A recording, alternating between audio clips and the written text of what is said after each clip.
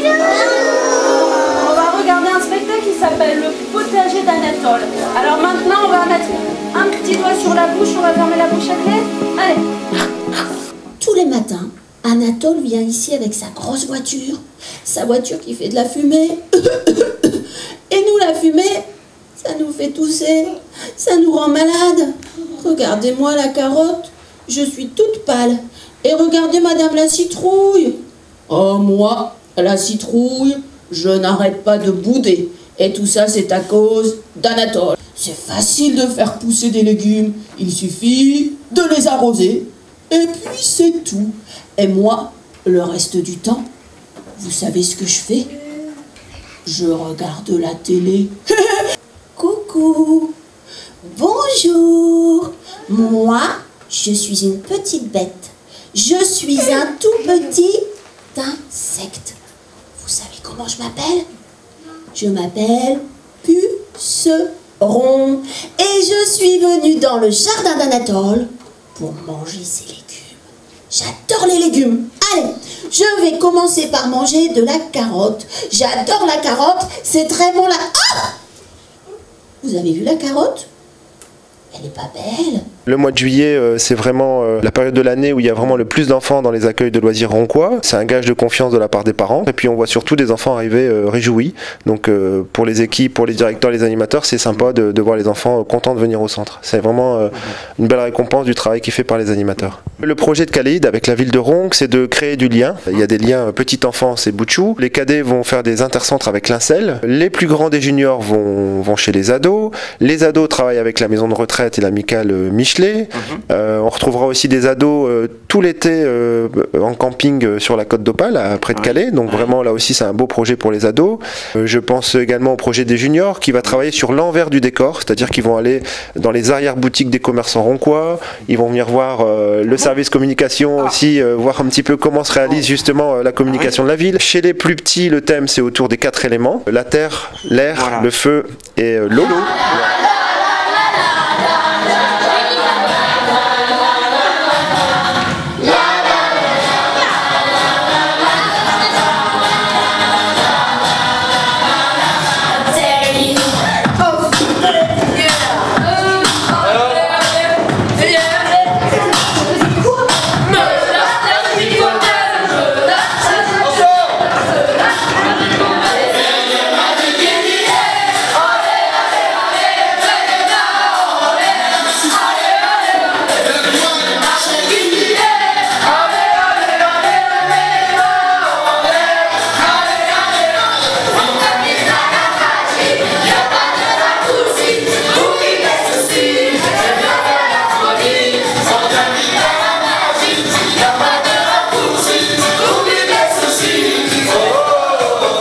Chez les filous, il y a un professeur qui va emmener les enfants vers des aventures scientifiques, le professeur Fifoux. Les cadets suivent les aventures de Jack Sparrow, le pirate, qui les emmène tout le mois avec lui à la découverte de trésors. Les juniors, c'est l'envers du décor. Et les ados, cette semaine, par exemple, c'est une semaine brésilienne, puisqu'ils collent à l'actualité footballistique. Donc il y a de la capoeira, des bracelets brésiliens.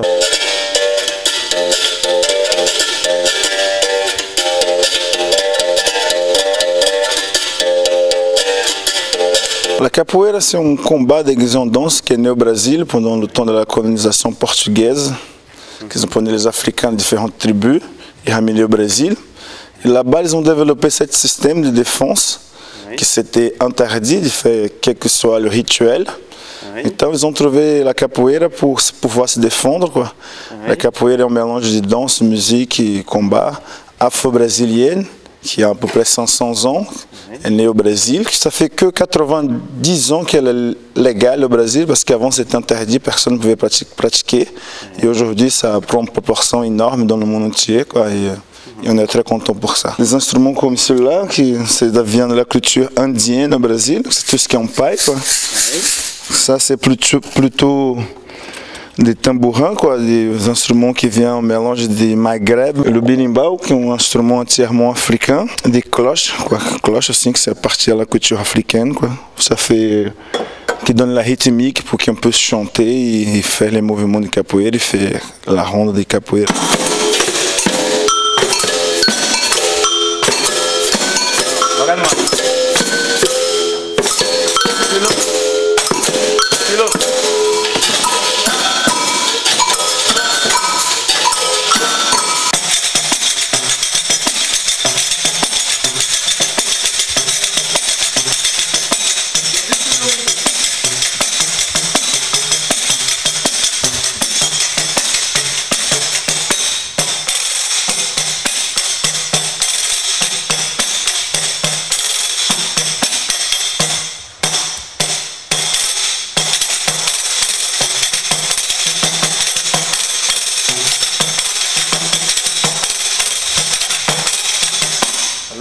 Tu peux faire tout ce que tu veux.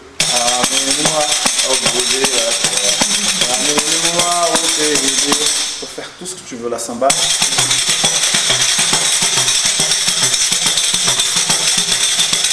Paranauê, Paranauê, Paraná. Paranauê, Paranauê, Paraná. Paranauê, Paranauê, Paraná. Paranauê, Paranauê, Paraná. Ça va aller? Paranauê, Paranauê, Paraná. Paranauê, Paranauê, Paraná.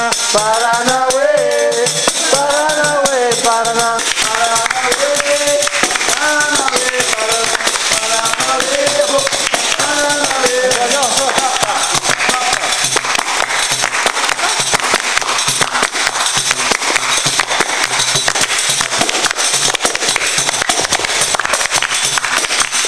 Des programmes riches et puis toujours ce côté création de liens.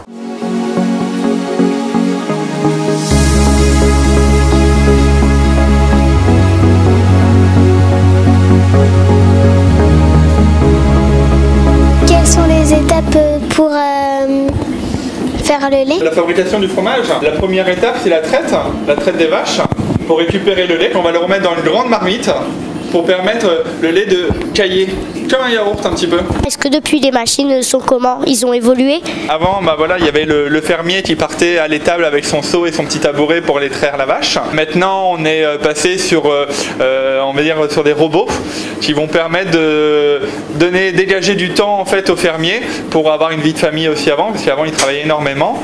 Pourquoi le camembert sent fort? Un camembert au tout début, il ne sentira pas très très fort. C'est au fur et à mesure de l'affinage qu'il va s'affiner et qu'il va avoir ce petit côté un petit peu puissant. Pourquoi il y a de la couleur dans le... La mimolette? Oui. Alors la couleur de la mimolette vient du roucou. En fait, c'est un colorant naturel en fait, qu'on utilise souvent dans la transformation au niveau du fromage. Est-ce que ça fait mal quand vous traire une vache? En fait, ça la soulage. Il faut savoir qu'une vache a besoin d'être traitée 2 fois par jour. Quel est le fromage le plus connu? En France, on aura par exemple le camembert qui est un fromage de Normandie qui est vraiment réputé.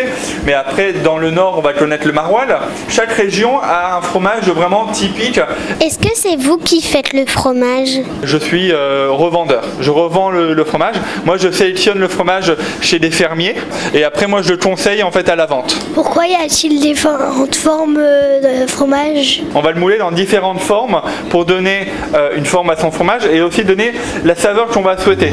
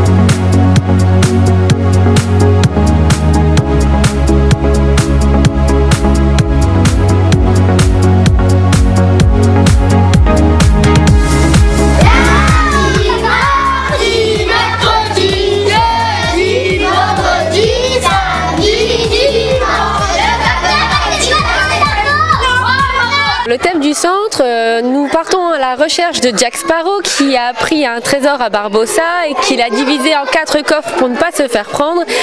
Et nous allons traverser l'Amérique du Sud pour retrouver ce trésor et Jack Sparrow à la fin. Une chasse au trésor sur 4 semaines avec une finalité à Cuba et en Jamaïque. Ici on accueille 155 enfants, on est le plus grand centre de Ronde. Les enfants sont âgés de 6 à 9 ans. Là en première semaine nous allons à la base des Prés du M, en deuxième semaine à Bellewaerde, la troisième semaine nous allons à la mer si le temps le permet et enfin la dernière semaine nous restons sur le centre une journée et nous faisons une journée en intercentre sur l'Incel. J'avais invité les directeurs des accueils de loisirs des plus grands à essayer d'envoyer des groupes d'enfants voir le passage du Tour de France. Donc demain, quelques enfants des cadets et des juniors vont effectivement aller à Tourcoing, d'abord voir la caravane passer et puis ensuite encourager les coureurs du Tour. Donc ce sera un temps fort. Le lien qui prévaut pour l'ensemble de nos centres, c'est justement le lien intergénérationnel, lien entre les habitants.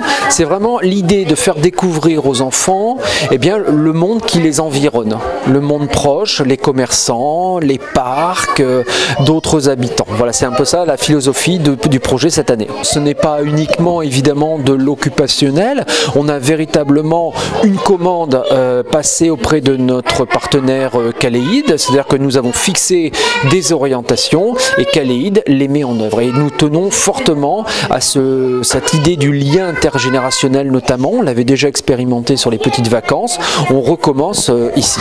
Je ne vois que des enfants heureux, ce qui ne peut que rendre heureux les élus eux-mêmes.